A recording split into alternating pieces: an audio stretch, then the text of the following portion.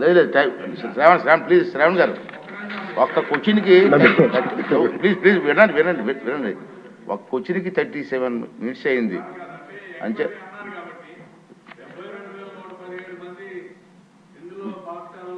తగ్గారు విద్యార్థులు, తగ్గిన రీజన్స్ ఏంటి అది కూడా ఎంక్వైరీ చేయాలి సార్, అది చాలా ఇంపార్టెంట్, అది నేను కోరుకుంటున్నాను sir. Okay okay okay next question అండి 116 మంత్రి గారు. సాంకేతిక విద్యపై ప్రభుత్వం విధానం వివరాలు జతపరిచాం అధ్యక్ష. రెండో ప్రశ్నకి సమాధానం అధ్యక్ష. నూతన సంస్థల ఏర్పాటు కోసం అవసరాలను అర్థం చేసుకోవడానికి ప్రభుత్వం ఐటీఐ పాలిటెక్నిక్తో పాటుగా రాష్ట్రంలో సాంకేతిక విద్యా సంస్థల సమగ్ర సమీక్షను ప్రభుత్వం చేపడుతుంది అధ్యక్ష. బలరామకృష్ణ గారు. అధ్యక్ష, మన దేశంలో సుమారు 50 కోట్ల మంది యువత ఉంది.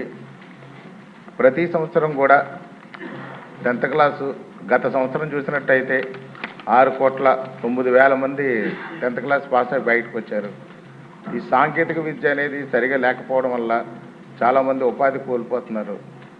ఈ ఇంజనీరింగ్కి ఈ తల్లిదండ్రుల ప్రోద్బలము, ఇంజనీరింగ్ కాలేజీలు ప్రోద్బలంతోనూ ఇంజనీరింగ్లు జాయిన్ అయ్యి వాళ్ళు కొన్ని సబ్జెక్టులు చదవలేక, సరైన పరిజ్ఞానం లేక కొంతమంది డ్రాప్అవుట్స్ అయ్యి ఆగిపోతున్నారు.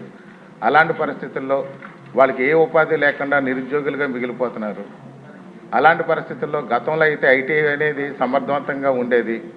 ఐటీఐ చదువుకుంటే వాళ్ళకి ఉపాధితో పాటు ఏదో ఉద్యోగాలు కూడా వచ్చాయి.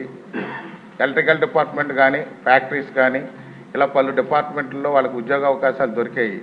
ఇప్పుడు ఐటీఐ అనేది సమర్థవంతంగా లేకపోవడం వల్ల వీళ్ళందరూ కూడా నిరుద్యోగులుగా మిగిలిపోతున్నారు. కాబట్టి ఐటీఐ పాలిటెక్నికల్ అనేది కొంచెం కాలేజీలు డెవలప్ చేస్తే బాగుంటుంది అనేది నా ఉద్దేశం అధ్యక్ష.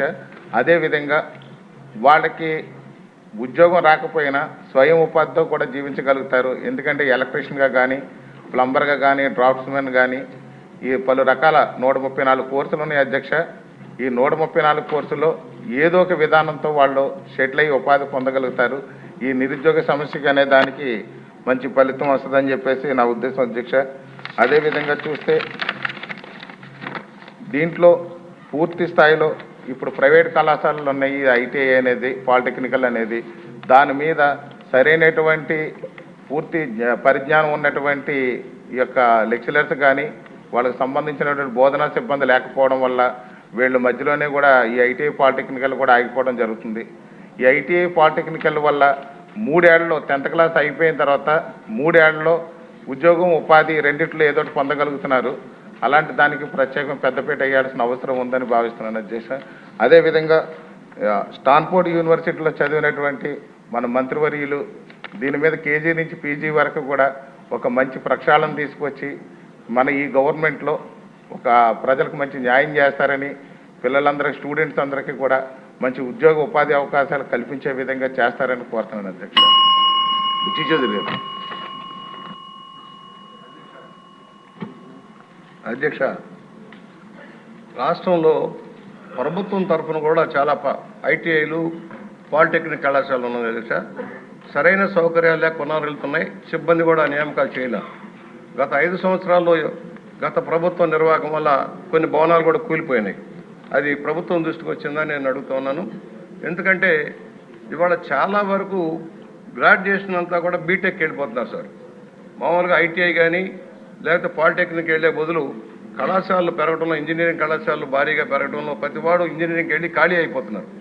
బీటెక్ చదివిన వాళ్ళు కూడా ఉద్యోగాలు లేవని మళ్ళీ కానిస్టేబుల్ పోస్టుకో లేకపోతే అటెండర్ పోస్టుకో వచ్చే పరిస్థితి వస్తూ ఉంది.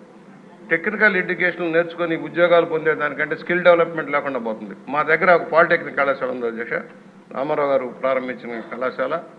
ఈ రోజు కూడా దానికి సరైన భవనాలు లేకపోయినాయి. మన ప్రభుత్వంలో మొదలుపెట్టిన భవనాల మధ్యలో ఆపేశారు. ఒక ఐటీ అయితే మహిళా ఐటీ కూలిపోతా ఉంది. ఇవన్నీ కూడా ప్రభుత్వం దృష్టిలోకి తీసుకొని ప్రభుత్వం తరఫున ఉన్న కళాశాలల్ని, పాలిటెక్నిక్ కళాశాలని, ఐటీఐని పునరుద్ధరిస్తారా?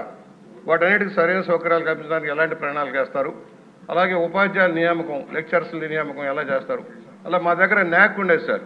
భవన నిర్మాణ కార్మికులకు ట్రైనింగ్ ఇవ్వడం న్యాక్ ఉంటే గత ప్రభుత్వం న్యాక్ను రద్దు చేసి దాంట్లో కలెక్టరేట్ పెట్టారు అధ్యక్ష. అసలు కనీస ఇంగిత జ్ఞానం అవగాహన లేని ముఖ్యమంత్రి వల్ల ఇది నష్టం జరిగింది.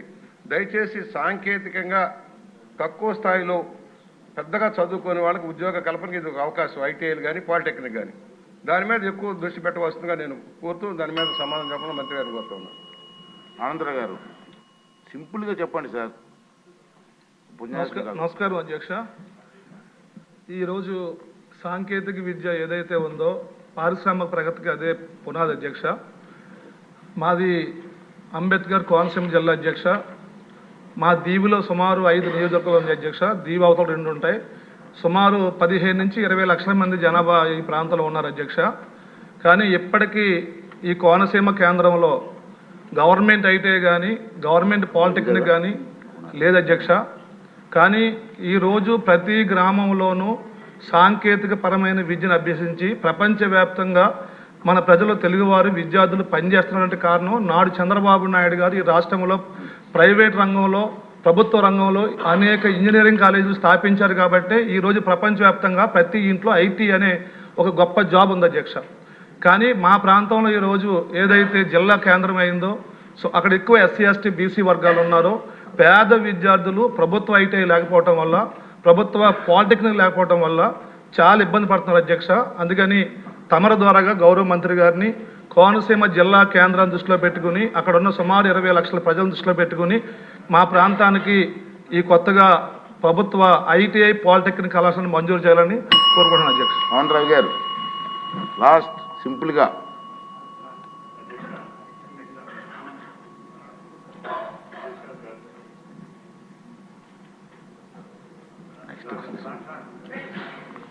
మంత్రి గారికి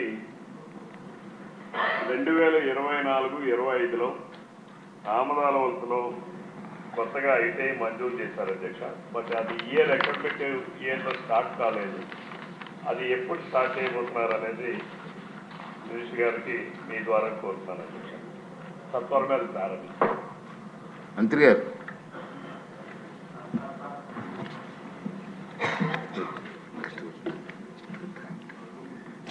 అధ్యక్ష ఈ సబ్జెక్ట్